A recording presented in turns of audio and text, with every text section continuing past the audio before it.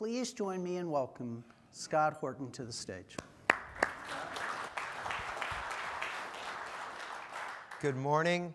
That's great synergy that a Scott introduced a Scott, right?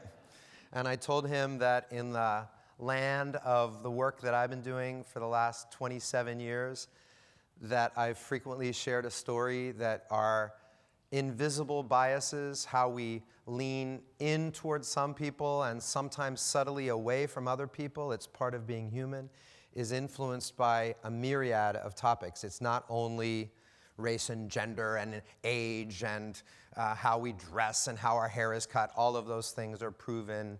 That's the head part of the work that I do. But it's as subtle as me. I told Scott, when I do a workshop, which I've been doing for all those years, if there's a Scott in the audience, I end up talking to them on the break.